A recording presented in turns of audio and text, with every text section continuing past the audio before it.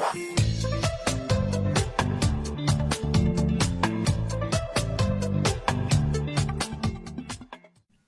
Clifford, how Hi, are you? I'm good. How are you, Steve? I'm good, thanks. I'm good. So what's going on for you and how could I help? I've been working through your schedule, and so school has also started back a couple weeks ago. So it's been a juggle trying to balance like working my. So this is my final year of school. I'm a senior at American University in DC. So trying to balance my senior year classes with LSAT prep. Because at least before during the summer, I was able to go much harder on the LSAT prep, but now school came and in my schedule, I've been trying to like balance it all a little bit better and also just be at home.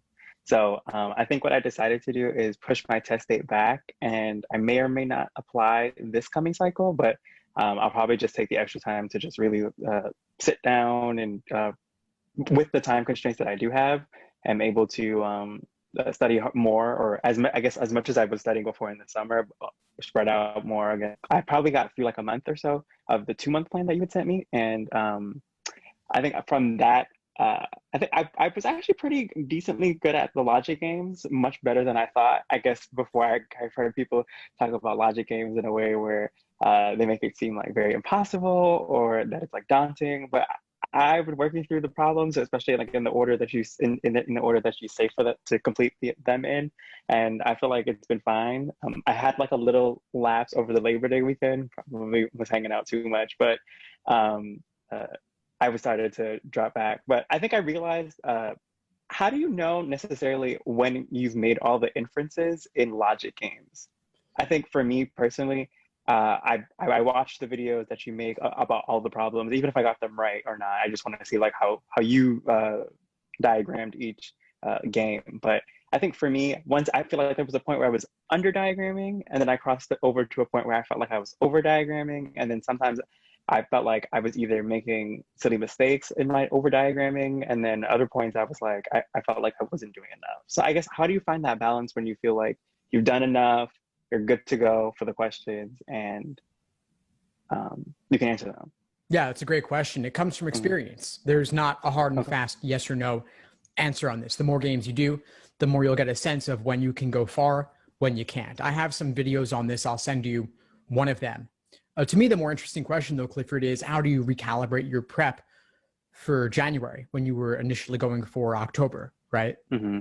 So you've suddenly opened up the space for another 3 or so months of prep. How are you going to use that prep efficiently? Postponing the Hmm. LSAT is incredibly common, but Hmm. it often requires more than we initially expect and other things come up. But how are you going to maximize those 3 months, and what are you going to do on a daily and weekly basis to make sure that you're able to maximize that time and you don't need to push it back yet again? So I guess before I set like an unrealistic schedule for myself, since I'm still learning about online school and how to balance all of that while still being at home and managing like familial responsibilities and whatnot. I think just going forward to set like concrete times during specific days during the week where I can carve out time, as opposed to my unrealistic schedule of I was going to carve out at least 2 hours every single day, absent-minded, not looking at syllabi or anything like that. So when my readings would come up, I would look at my day and be like, okay, so I can't do LSAT today because I have to read all these pages for my classes, and then everything is thrown off. I feel guilty that didn't do my LSAT prep, and then I'm looking at the calendar at the end of each day to write for the next day about what I'm going to do. So I think going forward, my next step will be either I'm hoping that with the longer period of time, that each day on the checklist will be a little shorter. For I'll be able to either complete it in that shorter period, or I can be able to designate longer periods of times on certain days of the week to complete enough of the days where if I miss one, it's okay because I can make it up on, like, for example, if I did Monday and Thursdays on Saturdays, I'd have that time on each of those days to be able to get large chunks of the daily checklists according to the monthly plans that you put together, to be able to do those and do those well That and makes a feel lot of sense to me. confident. Yeah. So if you're able to spread out your studying over a longer period of time, it's harder to fall behind because there isn't as much of an obligation on you each day and each week. But you're a senior in college. What's your course load like? So I'm taking 12 credits a semester, and also one of the three of those credits are my thesis, my capstone, And we haven't really started too much into that yet, but what American University does, specifically the international relations majors, is they have one capstone that works exclusively with the State Department, and that is the class that it gets really hard in terms of like workload, and that's going to start for my group within the class next week, and then from then on we have like projects back to back to back and meetings back to back to back, in addition to my other 300 level classes. Right. So how are you going to make sure that your LSAT prep doesn't get pushed to the side too often?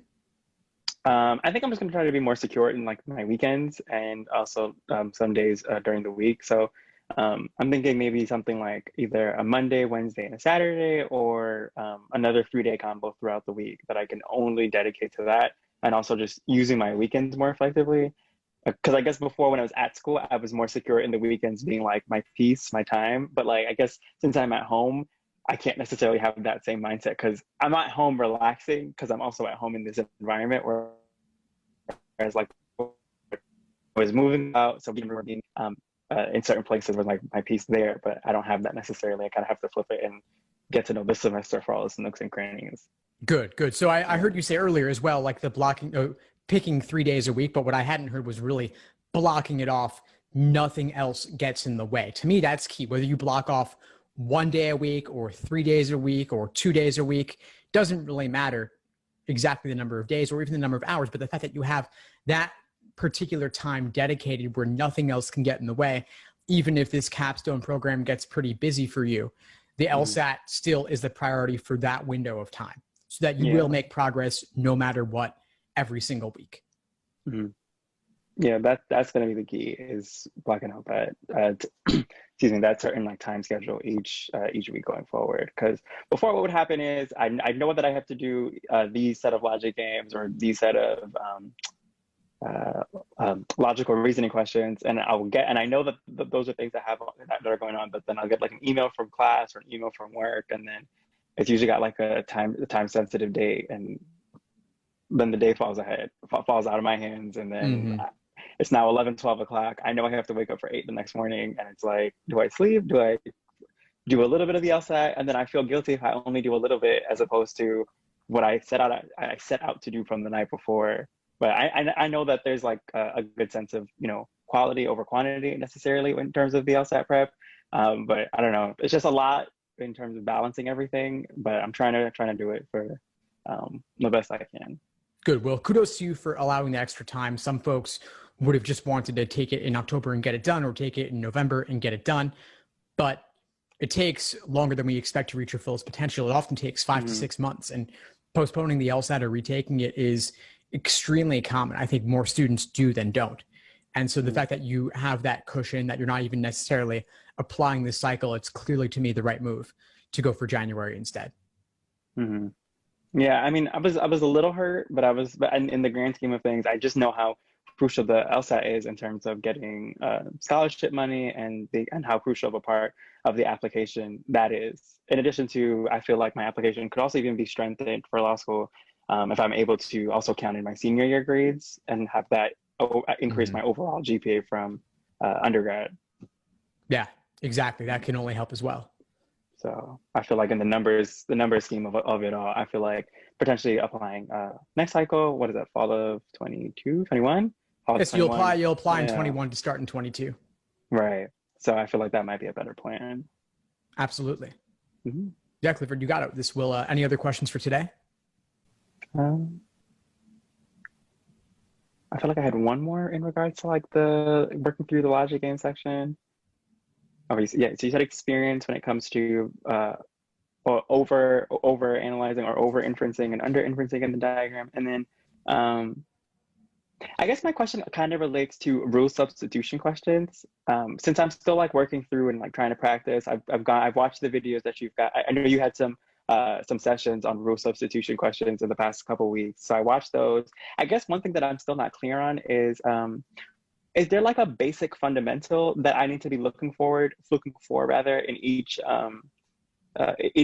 logic game that has that kind of question? Because I know those are usually like the last question in the set of questions for logic games. So when I usually get to those, I guess since I've drawn so many different diagrams, so I've got the main one for the question, and then I've got the local ones for each different type of question. So my mind kind of has already these different like scenarios for the different variables that are in the diagram that I've drawn out for either the main diagram or the local ones for each question. So my mind necessarily wants to just like think through all of those as opposed to physically writing it down on a piece of paper and drawing out the possibilities to figure it out. But I guess, how do you find that balance in terms of brain power versus like actually writing it out, even though I think I've already done it before?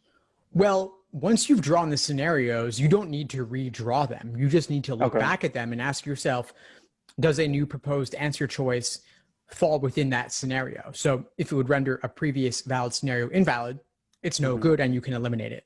That's one strategy out of a set of them. And as you said, I did teach a full-length class on this pretty recently, Okay. a few weeks ago. So maybe you want to rewatch it. I go through systematically exactly how to approach these in terms of a more theoretical approach, just looking to see, does this have an equivalent consequence, period? And then how to maximize use of previous work and how to reinterpret the original rule in new ways. Because it is possible to sometimes pre-phrase a rule substitution question, which is remarkable when it happens. Oh, okay, okay. I understand. I see it now. I see it now. And then my last question is, going forward, are you going to send me like the 4-month plan? Is that what it looks like? Yeah, Or I'll send you should a I? 4-month. Yeah, I'll send you a Okay. 4-month plan. Okay. All right. That's perfect. All right. That's all the questions that I had. Thank you so much, Steve. You're really helpful. My pleasure, Clifford. Keep at it and we'll talk soon. All right. We'll talk soon. Bye-bye. Bye. Thanks for tuning into the show. Please subscribe if you haven't done so already to be notified of new episodes as I release them. And feel free to reach out if you need anything at all as you move forward with your prep. I'm happy to help however I can. In the meantime, I'll wish you all the best and take care.